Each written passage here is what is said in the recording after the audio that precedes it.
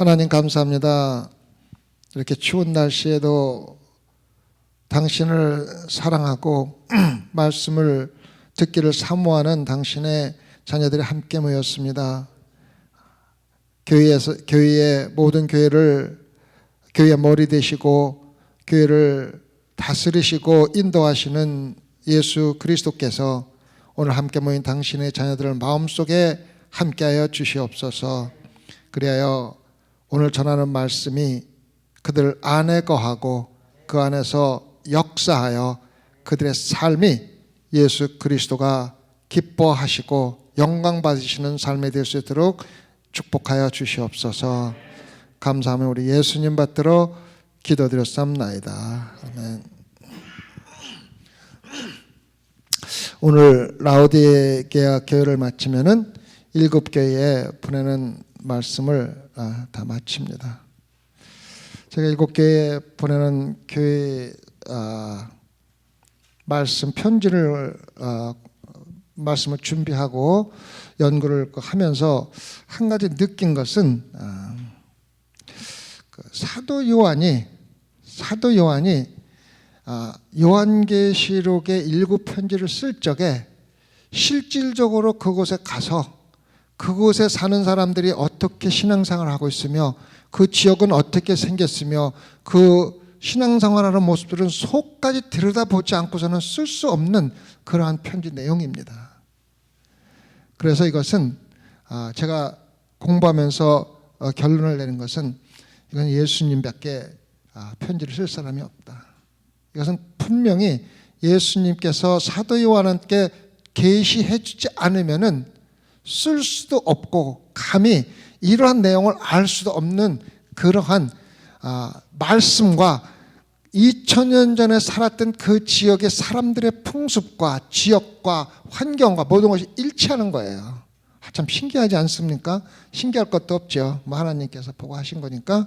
그래서 제가 마지막 오늘 편지를 공부하면서 결론 내린 게 그겁니다. 이건 예수 그리스도가 교회를 다스리면서 그 안에서 들여다보고 요한에게 계시하지 않고서는 쓸 수 없는 내용들로 가득 차 있습니다. 오늘도 라오디게아에 대해서 말씀을 드렸는데, 라오디게아라는 지역은 상당히 큰 도시입니다. 상업도 굉장히 발달하고 교통의 요지였던 그러한 지역입니다. 굉장히 부유한 도시였고 인구도 대단히 많은 도시였습니다. 그래서 사람들이 많다 보니까 은행 같은 것이 상업이 발달하고 사람이 많다 보니까 은행 같은 것이 굉장히 발달했고 그 당시 2000년 전임에도 불구하고 의술이 굉장히 발달했었던 도시입니다. 특히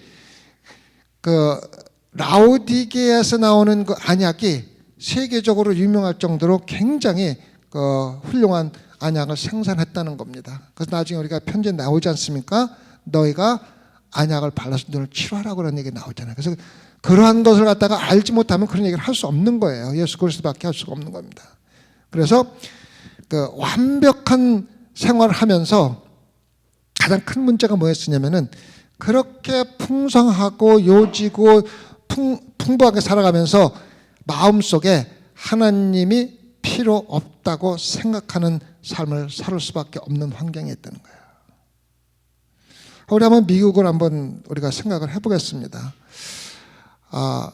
처음에 영국인들이 신앙의 자유를 위해서 미국에 왔을 적에 그 당시에는 먹기도 힘들고 하루 내일이 어떻게 될지도 모르고 그 다음날 먹을 것이 있는지 없을지도 어려웠던 때는 하나님과 정말로 하나가 돼서 하나님의 인도하심을 따르고 하나님께 붙들 수밖에 없었던 환경과 지금 먹을 게 너무 풍성하고 먹을 게 막 넘쳐나서 하나님이 필요 없다고 생각하는 사람과 한번 생각을 해보게 되더라고요. 그래서 어떤 때는 넉넉하고 풍부한 것이 반드시 축복으로만 이어지는 것이 아니라는 것을 많이 느끼게 될 때가 있습니다. 차라리 없었다면은 하나님과 하나가 돼서 하나님과 영적인 깊은 관계를 가질 수가 있는데 넉넉하기 때문에 내 스스로 하나님이 없이도 먹고 살고 다 할 수 있다는 그런 생각을 갖고 살아가는 우리 삶을 비교해 본다면은 차라리 지금은 좀 어렵고 힘들어도 없고 고통받는 게 더 좋다는 말을 하게 되는 겁니다. 나중에 그게 나오죠. 내 금을 사라는 말이 나와, 연단한 금을 사라는 말을 조금 더 말씀을 드리겠습니다. 그리고 여러분들 골로새서를 잘 알고 계시죠. 골로새하고 관계되는 거 보니까 사도 바울이 골로새 보내는 편지를 썼을 뿐만 아니라 빌레몬서를 써갖고 그 오네시모라는 그 종을 용서해 주라 그래갖고 골로새 교회가 있습니다. 골로새 교회가 실질적으로 라오디게아 교회에서 약 10마일 정도밖에 안 떨어진 굉장히 가까운 거리에 있었습니다. 그리고 골로새서가 역사적으로 가장 유명한 것은 그 차가운 생수가 거기 아주 유명했다 그럽니다. 그래서 라오디게아 사람들이, 라오디게아는 또 상대적으로 꼭 위치타 같이 그 석회가 많고 물이 그래갖고 먹지를 못했었대요. 그래서 10마일이 떨어진 골로새에서 물을 떠다가 먹었다고, 저기 그 파이프에다가 그 연결해서 먹었다고 그럽니다. 그 다음에 또 거기 그 주변에 유명한 도시가 뭐냐면 히에라폴리스라는 도시가 있었는데 거기는 온천, 뜨거운 물이 나오는 곳으로 굉장히 유명한 도시였습니다. 그래서 다 그 역사적으로 다 그 기록이 있는 거고 실질적으로 그러한 도심이 있었습니다. 그래서 우리 나중에 이제 그 차지도 않고 뜨겁지도 않다는 말이 왜 나왔냐면은 여기 연결되는 말입니다. 그 사람들이 이해하기에 가장 쉬운 말이 뭐냐면은 그들이 직접 경험하고 있는 거에 비교해서 신앙을 가리키는 거예요. 그래서 나중에 차갑지도 아니하고 뜨겁지도 아니해서 토해내겠다는 말이 그 사람들의 환경과 연결이 되는 모습이 나옵니다. 이러한 것을 우리가 마음에 두고 14절로 가겠습니다.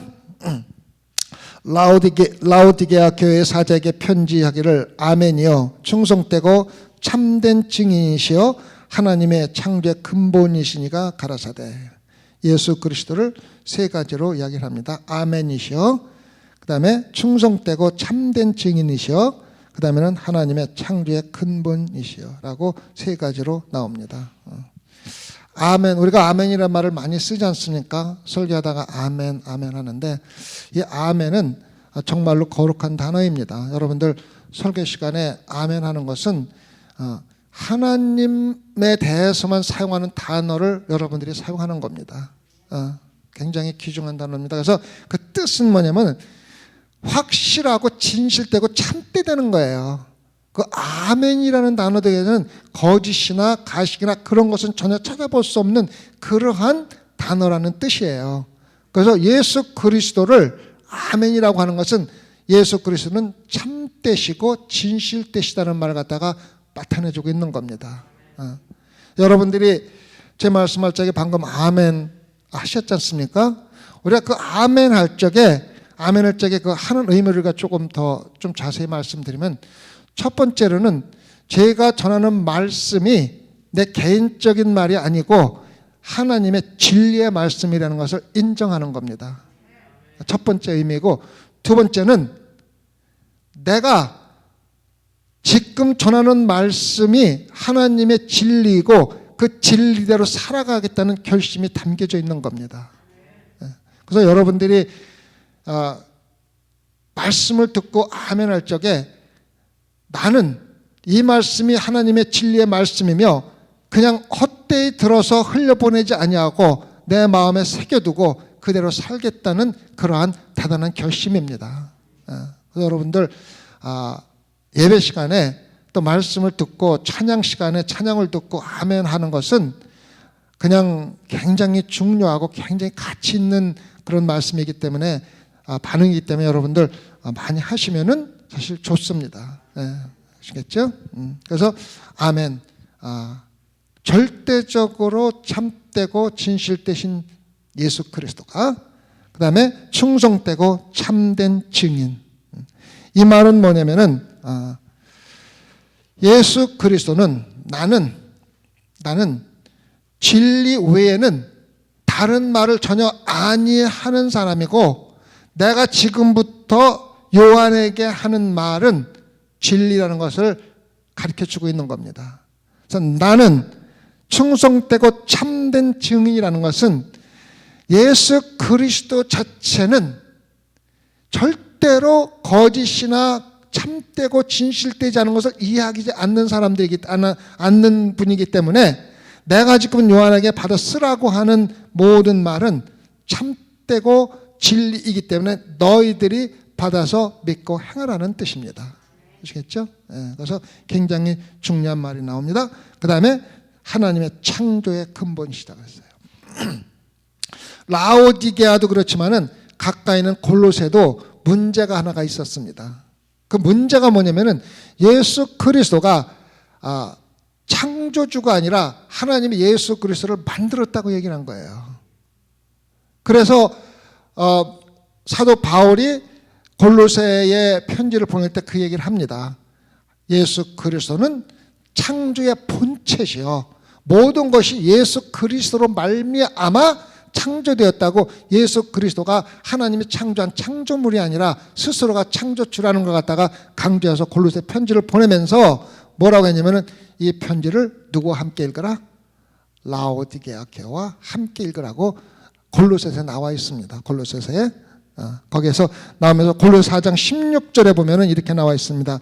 이 편지를 너희에게서 읽은 후에 라오디게아인의 교회에서도 읽게 하고 또 라오디게아로서 오는 편지를 너희도 읽으라 이렇게 했습니다. 그래서 예수님은 골로새 교회와 라오디아 교회에서 예수 그리스도가 창조주임에도 불구하고 창조물처럼 가리키는 이단들과 잘못된 교를 가리키는 사람들이 있었기 때문에 그 사람들에게 보내는 편지를 쓰면서 예수 그리스도는 창조의 근본이신 예수 그리스도라고 다시 한번 강조를 해주고 있는 것입니다. 다음에 15절입니다. 15절 내가 네 행위를 아노니 내가 차지도 아니하고 더없지도 아니하도다. 내가 차든지 더없든지 하기를 원하노라. 아까도 얘기했지만은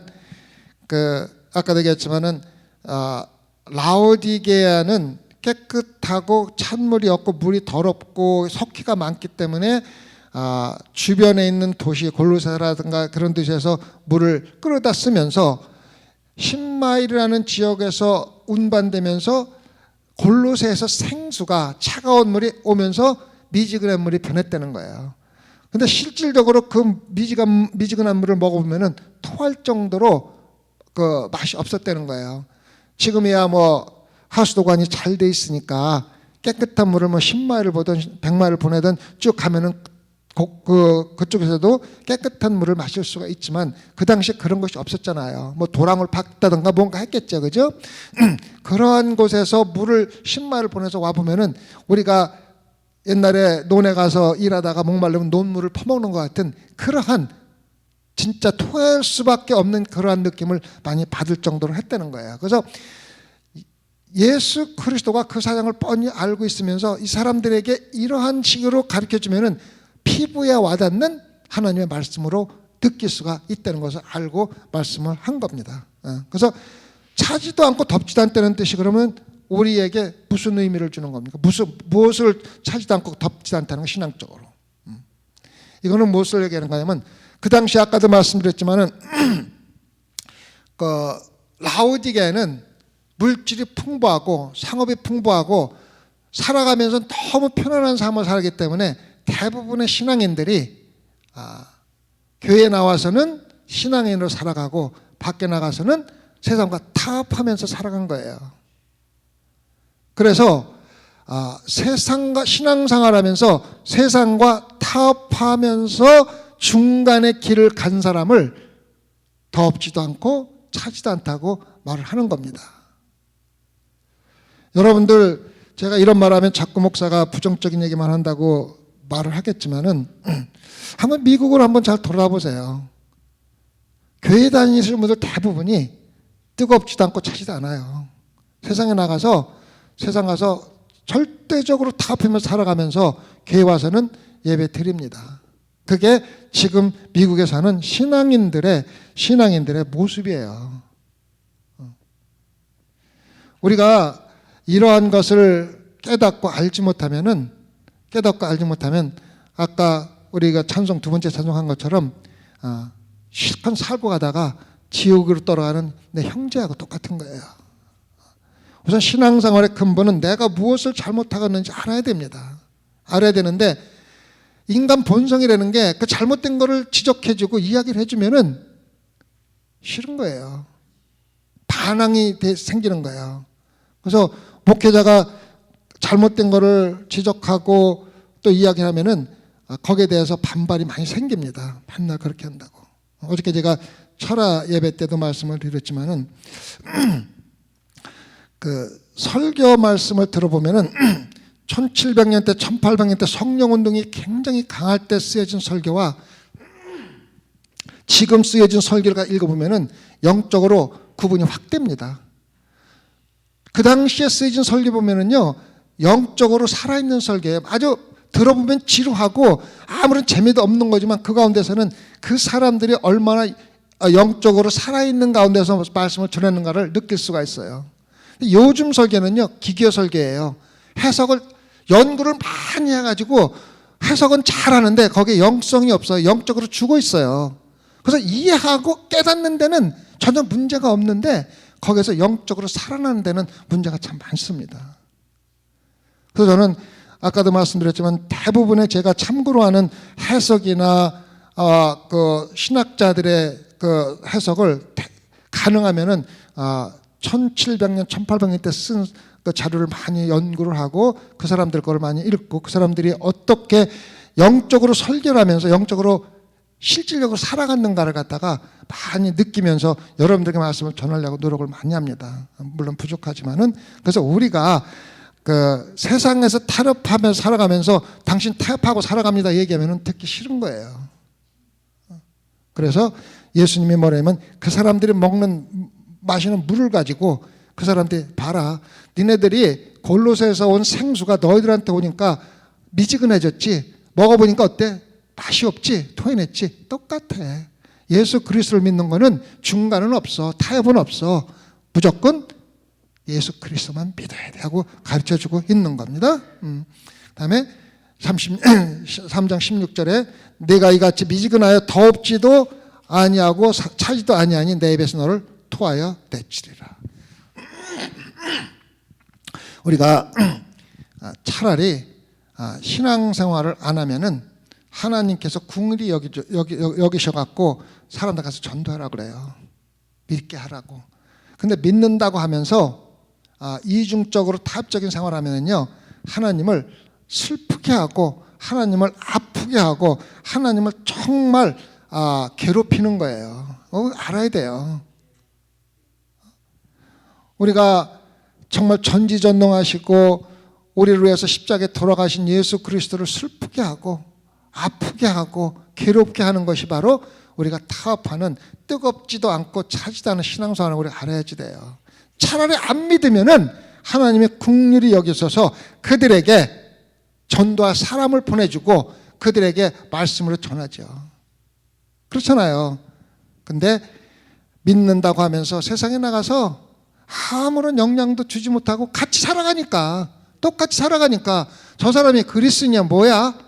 똑같이 살아가니까 세상 사람들한테 그리스도에서 예수 그리스도가 준 영향도 주지 못하고 함께 동조해서 살아가는 거예요. 그리고 교회 와서는 주여 주여 손 들고 주님께 옵니다라고 얘기하는 거예요. 슬픈 이야기입니다. 여러분들, 우리가 그 신앙생활하면서 한국도 그렇고 미국 세계적으로 교회가 가장 붐빌 때가 부활절과 성탄절입니다. 부활절 되면은 일부 예배 드리던 교회가 3부, 4부, 5부까지라서 막 쫙 사람들이 와서 막 목회자들도 막 들뜨고 막 그냥 기분 좋고 사람들 많이 왔다고 막 환영을 하고 파티를 합니다. 그 뒤에서 예수님은 울고 계시다는 거예요. 울고 계시다는 거예요. 왜? 1년 내내 교회 안 나오다가 부활절 하루 나와서 파티하고 즐기면은 부활할 줄 알고 들어오는 그 사람들 보고 예수님은 울고 있다는 거예요.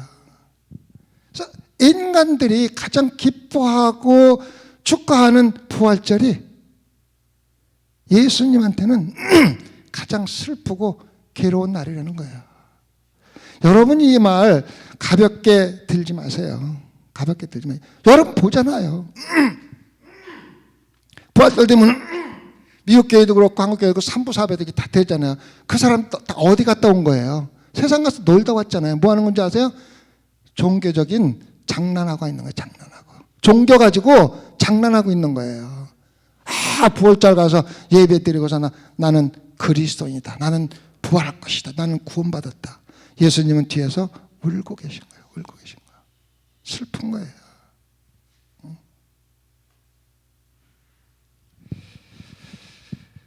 여러분, 제가 이렇게 말씀드리면 너무 극단적이라고 생각할지 모르지만은 제 이야기가 아니에요. 예수님이 그러한 사람들 보고 토해낼 정도로, 누가 토합니까? 아픈 사람이 토하잖아요. 속이 안 좋은 사람이 토하잖아요. 예수님이 속이 미석거리고 아프다는 거예요.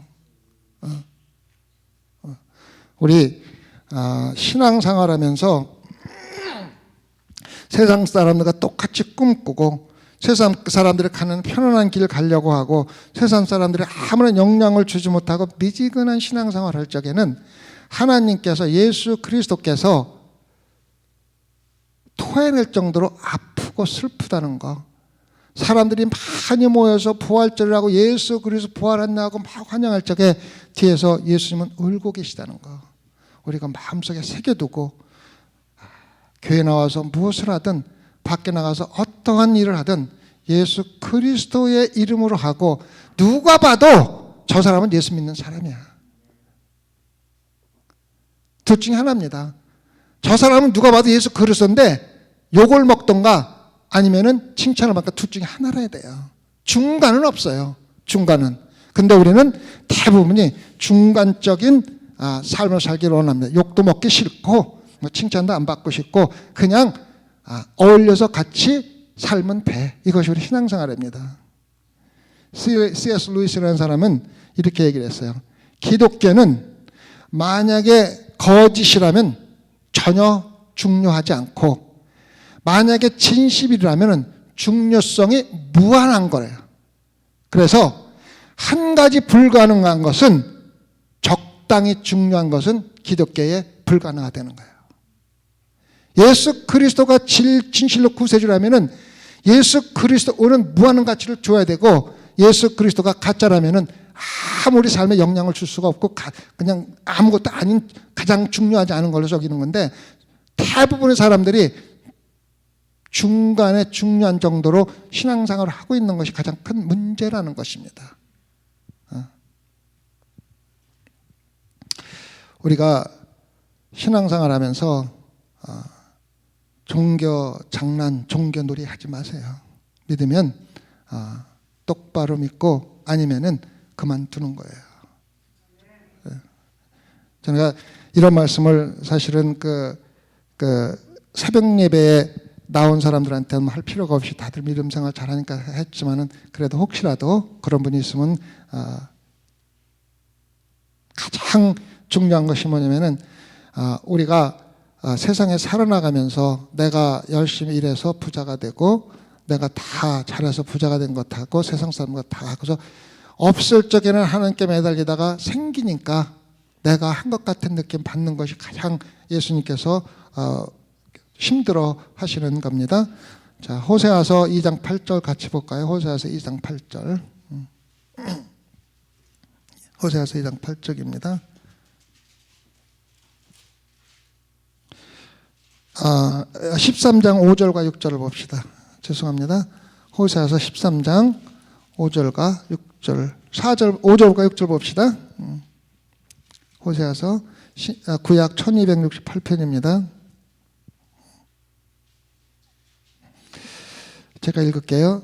내가 광야 마른 땅에서 너를 권고하였거늘 저희가 먹이 온 대로 배부르며 배부름으로 마음이 교만하여 이로 인하여 나를 잊었느니라. 그러므로 내가 너에게 사자 같고 길가에서 기다리는 표범 같으니라. 광야에서 먹을 게 없고 마실 게 없어서 하나님께서 먹이시고 입히셨더니 배부르니까 다 잊어버린 거야. 하나님을 잊어버린 거야. 그러니까 하나님이 뭐냐면은 내가 너희들을 먹이고 입혔는데 이제는 길가에서 사자 표범이 지나가는 동물을 잡아먹으려 기다리는 사자 표범같이 너희들을 잡아먹겠다는 거예요. 진짜 무서운 이야기입니다. 무서운 이야기입니다. 더더군다나 내가 너희들에게 축복해 줬더니 축복해 준 걸 가지고 무엇 하느냐? 그걸 가지고 우상을 섬기는 데 사용하고 있다는 거예요. 여러분, 그 남 얘기가 아니에요. 우리 얘기예요. 우리가 하나님께서 축복해 준 물질 가지고 세상에 나가서 하나님이 원하시는 일을 하지 않는 그 모든 것이 하나님이 주신 축복 가지고 우상 섬기는 거 똑같은 거예요. 호세아 2장 8절에 뭐라고 나왔습니까? 다시 한번 볼까요? 호세아 2장 8절.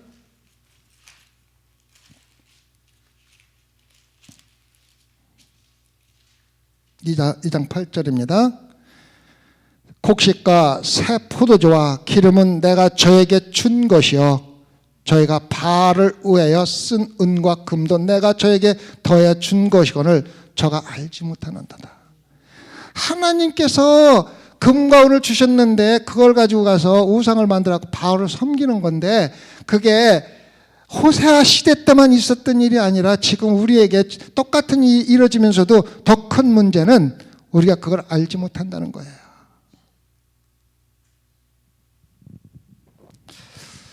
제가 요즘에 새벽마다 호세아를 요즘에 읽습니다. 읽는데 호세아를 읽으면서 호세아의 아내의 모습이 딴 사람의 모습이 아니라 내 모습 같구나. 하나님께서 축복해 주시면 도망가고 축복해 주시면 먹을 만하면은 세상 가고 그래서 하나님이 주신 것 같고 내칠기다가 바알 우상 섬기는지도 모르고 신앙생활 하고 있는 걸 느낄 때가 참 많습니다. 여러분들이 주신 모든 것들은 하나님께서 주신 겁니다. 여러분들이 돈 많아서 헌금하는 게 아니라 하나님께 돈을 주셨고 헌금할 수 있는 마음을 주신 거예요. 여러분들 신앙생활 열심히 하는 거 여러분들이 하고 싶다고 하는 거 아닙니다. 여러분들이 할 수 있는 건강 주셨고 또 마음 주셨기 때문에 하는 겁니다. 모든 것은 하나님께서 주신 거고 우리가 잘못 사용할 때는 바로 하나님이 주신 걸 갖고 바알을 섬기는 데 사용한다는 걸 마음속에 새겨두시고 하나님이 주신 이론 한 장이라도 정말 하나님을 위해서 사용하는데 우리가 최선을 다하라는 말씀입니다. 어저께도 걱정 근심에 대해서 제가 산상수를 가지고 말씀을 드렸는데 우리가 신앙생활 하면서 이거 하나 꼭 마음에 새겨두세요. 내가 지금 편하게 먹고 살고 부요함을 느끼는 것이 세상에서 내가 많은 걸 가지고 풍부하게 저축해놓고 연금을 많이 버는 그게 아니라 하나님께서 나에게 보호해 주시고 관리해 주겠다고 하신 언약 때문에 나는 행복하고 편안하고 평안이 내 마음에 있어야 되는 거예요. 세상에 주는 어떤 물질과 환경과 결실을 가지고 내가 안전감을 느끼고 부유함을 느끼고 편안함을 느끼는 것은 그것이 사라지면은 똑같이 사라집니다. 그래서 여러분들 마음속에 편안함은 오직 예수 그리스도가 나에게 끝까지 너를 보호해 주시고 새하늘과 새 땅으로 인도하게 계신 언약 때문에 이 세상에서 어떠한 어려움과 고통이 있어도 나에게는 평안합니다라고 그런 평안을 가지시기를 부탁을 드리는 겁니다. 네. 요한계시록 17절입니다. 17절. 네가 말하기를 나는 부자라 부하여 부족한 것이 없다 하나 내 곤고한 것과 가난한 것과 눈먼 것과 벌거벗은 것을 알지 못하는도다. 부자라 부하여 그 당시 사람들이 참 넉넉했거든요. 우리도 참 넉넉하잖아요. 여러분도 솔직히 말해서 먹고 자고 입는 것 갖고 걱정하는 사람 없죠. 그죠? 너무 많아서 걱정이고 너무 기름진 게 많아서 걱정이고 너무 따뜻해서 걱정 아니에요. 그죠? 그런데도 하나님께서 뭐라고 말하냐면은 부유하여 부족한 게 없다나 너는 공고한 것과 가련한 것과 눈먼 것과 벌거벗은 것 알지 못하는다. 베드로전서 16장 7절에 그럴 때 내가 너를 권하노니 내게서 불로 연단한 금을 사서 부유하고 흰옷을 사서 입어 벌거벗은 수치를 보이지 않게 하고 안약을 사서 눈에 발라보라. 우리가 치료받기 전에 먼저 우리가 환자라는 것을 인정을 해야 돼요. 많은 사람들이 암으로 죽어갑니다. 암으로 죽어가는 이유는 뭐냐면 암이 초기에 발견되면 다 치료가 가능한 거예요.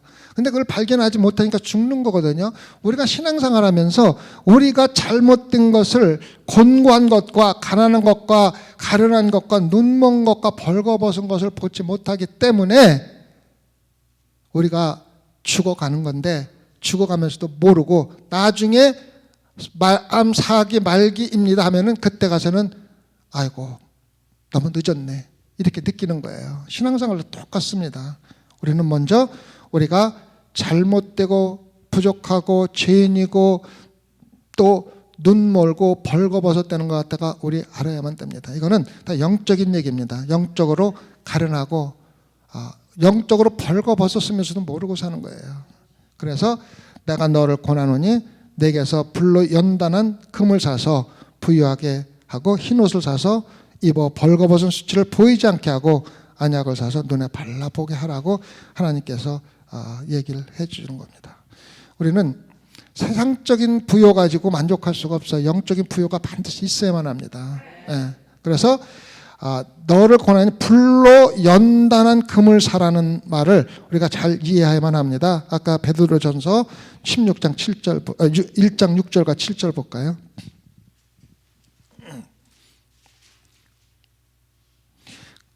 베드로전서 1장 6절 7. 그러므로 너희가 이제 여러 가지 시험을 인하여 잠깐 근심하게 되지 않을 수 없었으나 오히려 크게 기뻐하도다. 너의 믿음의 시련이 불로 연단하여도 없어질 금보다 더 귀하여 예수 그리스도에 나타나실 때에 칭찬과 영광과 존귀를 얻게 하려 함이라. 우리에게 시련이 왜 주어지고 왜 우리가 신앙생활을 하면서 불로 연단을 받아야 하는 이유가 여기 나와 있죠. 뭡니까? 예수 그리스도가 나타나실 때에 칭찬과 영광과 존귀를 얻게 하려 한다고 얘기를 하는 겁니다. 우리가 불로 연단한다는 이야기는 예수 그리스도가 살아가신 모습을 그대로 모방하고 닮아가는 겁니다. 예수 그리스도가 십자가에서 돌아가신 것, 고난을 받으신 것, 하나님에서 인간으로 내려오신 낮아지는 그 모습, 사람들에게 배신을 당하고 모함을 당하고 조롱을 당하고 십자가에 죽으면서 네가 하나님은 내려와봐 이러한 조롱까지 받으면서 심지어는 모든 고난을 가신 예수 그리스도가 인내하며 마지막 죽는 순간까지 갇은 것을 우리는 불로 연단한 신앙생활이라고 하는 겁니다. 우리는 예수 그리스도를 바라보지 않고 나서는요 신앙생활을 할 수가 없어요.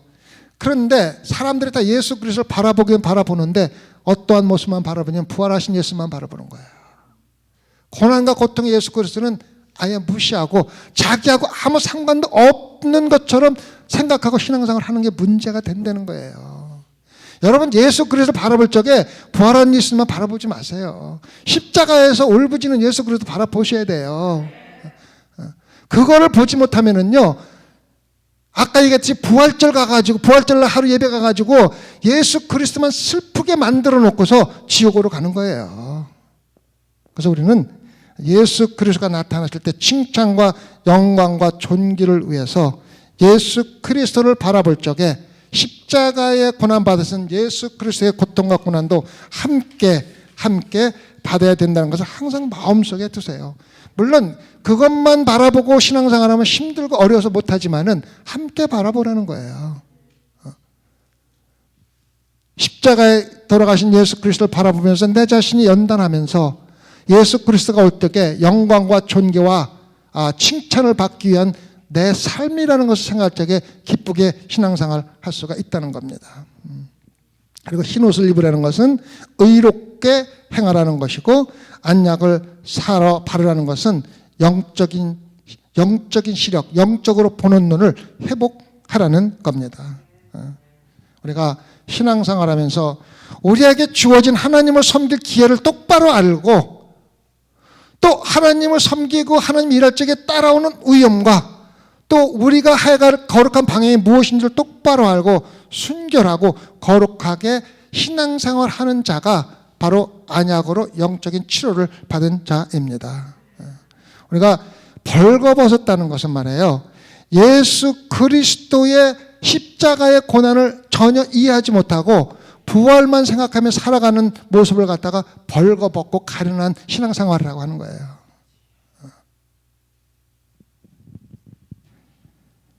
그런데 19절에 같이 볼까요? 무릇 내가 사랑하는 자를 책망하여 징계하노니 그러므로 네가 열심을 내라 회개하라. 예수 그리스도가 라오디게 사람들을 그렇게 신랄하게 비참하게 책망하면서도 내가 책망하는 이유는 단 하나다. 내가 너를 사랑하기 때문에. 사랑하기 때문에. 내가 너를 사랑하지 않는다면은 너희들이 죽을 수든 밥을 하든 상관 안 하는데 내가 너희를 사랑하기 때문에 아직도 너희들을 내 길로 인도하기 위해서 책망하는 거니까 내 말을 듣고 회개하고 돌아오라는 거예요. 제가 우리가 그 코로나 바이러스로 초창기에 제가 엄청나게 힘들고 참 어려웠습니다. 목회할 때 그때가 가장 어렵고 힘들었던 것 같아요. 그러면서 제가 설교할 때마다 굉장히 솔직하게 설교를 했습니다. 막 있는 그대로 설교. 그건 제가 계획해서 한 것보다도 설교 시간에 그런 마음이 막 주어지면서 막 비난하는 설교를 많이 했습니다. 제가 그것 때문에 엄청나게 욕도 먹고 엄청나게 비난도 받고 엄청나게 그것 때문에 교회를 못 나오겠다는 사람들도 있습니다. 근데 제가 그렇게 한 것은 단 이유 하나예요. 내가 사람들한테 그렇게 하고 욕먹을 이유가 뭐가 있습니까? 내가 외치다 살면서 욕먹고 사는 게 편하겠어요? 아니면 사람들과 그냥 좋게 어울리며 사는 게 좋겠어요? 당연하죠. 내가 60이 넘어갔고 70, 내일 모레면 70인데 사람들한테 이 목사 왜 저래? 뭐 저래? 그렇게 욕먹을 필요가 뭐가 있어요? 하지만 제가 그렇게 할 수밖에 없었던 것은 그 사람들에게 그냥 그래 니들 하는 다 좋은 거야 좋은 거라고 지나가면은요, 제가 목회자로서 양심상 그렇게 할 수가 없어요. 내 눈에 안 보인다면 괜찮은데 보이니까. 그래서 제가 엄청난 욕과 비난과 책망을 받아가면서도 그렇게 한 것은 누구 단 한 명이라도 이 말씀을 듣고 회개하고 돌아온다면은 그것으로 나는 내가 할 일을 다 했다고 생각한 것 뿐입니다. 제가 관심이 없고 한다면 아무 상관도 없어요. 집에 앉아갖고 빤스바람에 위에다가 넥타이 메고 컴퓨터에 앉아서 예배 드릴 수 있어요. 근데 제가 생각하는 그게 하나님의 원하시는 예배냐냐, 그게 저한테 마음에 찔린 거예요. 예배는 신령과 진정으로 드려야 되는 것이지 사람들이 여기 앉아있다고 예배하고 아까도 얘기했지만 부활절날 사람이 많이 모였다고 예배가 아니에요. 예수님은 슬퍼하고 예배받는 데는 슬퍼하고 우시는 거예요. 그래서 사랑하기 때문에 열심을 내라 회개라고 말씀하시는 거예요. 저는 제가 웨치트에서 목회하면서 얼마나 하고 언제 마지막이 될지 모르지만 그때까지 저는 하나님 말씀 있는 그대로 할 거고 거기에 대해서 어떠한 비난과 고통을 받는다 할지라도 제가 그것이 하나님이 주신 나에게 길이라면은 기쁘고 즐겁게 갈 겁니다. 그렇다고 제가 잘났다 똑딱 그게 아니에요. 저는 마음이 온전히 주님께 향해 있다는 것, 그거 외에는 능력도 없고 찬양이도 제대로 못하고 설교도 저는 공대 출신이기 때문에 조리있게 설교도 못해요. 지금 마음에 있는 그대로 털어놓아서 그것을 하나님께서 여러분들 마음속에 씨앗을 뿌려서 열매 맺게 해주시면 감사한 거고, 내 능력이 부족해서 그걸 못하면 그건 하나님이 책임지는 거예요. 우리 신앙생활, 우리 함께 예수님이 우리를 사랑하기 때문에 책망도 하시는 거고 연단도 하시는 거고 고난도 주시는 거고 일도 하게 하는 것이지 우리를 미워서 고통받게 하기 위해서 하나님이 그렇게 하시는 거 아니라는 걸 마음속에 새겨두면은 우리가 신앙생활을 하면서 기쁠 수밖에 없는 것입니다. 20절입니다. 볼지어다 내가 문 밖에 서서 두드리노니 누구든지 내 음성을 듣고 문을 열면 내가 그에게도 들어가 그로 더불어 먹고 그는 나로 더불어 먹으리라. 듣는 것과 문을 여는 것은 한 동작입니다. 예수 그리스도의 음성을 들은 자는요, 마음의 문을 열지 않을 수가 없어요. 마음의 문을 열지 않는 이유는 단 한 가지입니다. 예수 그리스도의 음성을 듣지 않기 때문에 그렇습니다.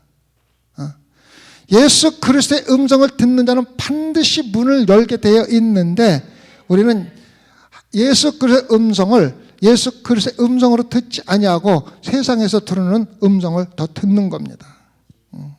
그런 자에게 예수님이 뭐라 그러니까 내와 그들과 함께 더불어 먹고 마신다 그랬어요. 여러분, 이스라엘 히브리인들에게 먹고 마시는 거는요, 우리가 그냥 즐겨서 먹고 마시는 거 전혀 틀린 거예요. 먹고 마신다는 것은, 한 상에서 밥을 먹고 마신다는 것은 내가 가지고 있는 모든 것을 너에게 허락한다는 뜻이에요. 대표적인 예가 누구한테 있습니까? 모비보셋이죠. 누굽니까? 요나단의 아들이잖아요. 근데 누가 그 약속을 했어요? 다윗이 요나단한테 그랬어요. 내가 내 가족을 보살펴 주겠다고. 그래서 모비보셋에게 얘기를 합니다. 너는 나와 함께 내 상에서 함께 먹는다. 이것은 그냥 밥 같이 먹는다는 뜻이 아니에요. 내가 너에게 모든 것을 회복시켜주고 내가 가진 모든 것을 너와 함께 나누겠다는 뜻입니다. 그래서 예수님이 우리와 함께 먹고 마신다는 것은요, 예수님이 가지고 있는 모든 것을 우리와 함께 나누겠다는 거예요. 엄청나게 큰 축복입니다. 여러분, 마음의 문을 열고 예수 그리스도와 함께 먹고 마시는 축복이 여러분에게 있으시기를 진심으로 부탁을 드립니다. 이기는 그에게는 내가 내 보좌에 함께 앉게 주기를 내가 이기고 아버지 보좌와 함께 앉은 것과 같이 하리라. 이게 바로 함께 먹고 마시는 거예요. 예수 그리스도의 보좌에 우리가 함께 앉는 거예요. 무비보셋이 아무런 권한이 없음에도 불구하고 왕 다윗과 함께 먹으면서 왕 다윗의 보좌에 앉은 것과 똑같은 거예요. 그래서 그 권한을 그대로 받는 겁니다. 여러분들, 예수 그리스도가 누군지를 알고 예수 그리스도 왕좌에 같이 앉는 것이 얼마나 귀한 것인 줄 알면은요, 우리가 이 세상의 모든 것들은요, 진짜 사도 바울이 얘기했듯이 똥으로 여기는 거예요. 분실물로 여기는 거예요. 그렇게 안 할 수가 없어요. 근데 그거를 모르기 때문에 우리가 세상 것을 다 거머쥐고 부활절 가서 예배 드리고서 부활한 예수 그리스도 만나갖고 기뻐 즐기고 예수 그리스도를 슬프게 만드는 겁니다. 그 귀함을 모르기 때문에. 정말 귀한 건데, 예수 그리스도 하나님의 보좌에 함께 앉는다는 것만 생각하고 그것이 나에게 주어진 축복이라면 이상의 모든 것, 내가 내일 순교를 하더라도 전혀 슬프거나 괴롭지 않은, 그게 바로 예수 그리스도의 보좌에 함께 앉는 거예요. 근데 우리가 그걸 아직 몰라요. 그걸 모르기 때문에 막연히 좋은 게 있겠지 하기 때문에 신앙생활을 미지근하게 뜨겁지 않고 덥지 않게 미지근하게 하고 있는 거예요. 그래서 세상 것도 거머쥐고 운이 좋다면 예수 그리스도의 보좌도 앉고 이렇게 하다가 결국은 어디로 가는 거지 압니까? 지옥으로 가는 겁니다. 귀 있는 자는 성령이 교회들에게 하시는 말씀을 들을지어다. 오늘 새벽에 모신 성도 여러분, 성령이 주는 말씀입니다. 저를 통해서 주지만은 성령이 주는 말씀입니다. 귀를 열고 말씀을 듣고 오늘도 주님 안에서 정말로 미지근한 신앙생활을 완전히 정리하고 내 안에 있었던 더러운 것 다 청소하고 다 치워버리고 욕심 버리고 내가 이 세상에서 앞으로 더 살면 몇십 년, 몇백 년 더 살지 모르지만은 그동안은 예수 그리스도만을 위해서 살다가 예수 그리스도 밥상에 함께 먹으며 예수 그리스도 보좌에 함께 앉는 귀한 축복을 받으시기를 부탁을 드리겠습니다. 기도하십시다. 주님, 예수님이 우리를 책망하고 우리에게 회개하고 돌아오라고 하시는 것은 예수님이 우리를 그만큼 사랑하고 있다는 것을 알게 해주심을 감사를 드립니다. 주님, 어떠한 책망이라도 달게 받고 마음이 변하고 삶이 변하고 예수 그리스도의 보좌만 바라보면서 기쁨과 즐거움으로 신앙생활을 할 수 있도록 주님 힘과 능력도 함께 허락하여 주시옵소서. 그래야 우리가 예수 그리스도의 금을 정말로 단련받은 예수 그리스도의 금을 사서 예수님이 오시는 날 함께 영광과 존귀와 칭찬을 받을 수 있는 귀한 소망의 성도들로 삼아 주시옵소서. 감사와 영광을 모두 하나님께 드려오며 거룩하신 예수 그리스도 받들어 기도드렸사옵나이다. 아멘.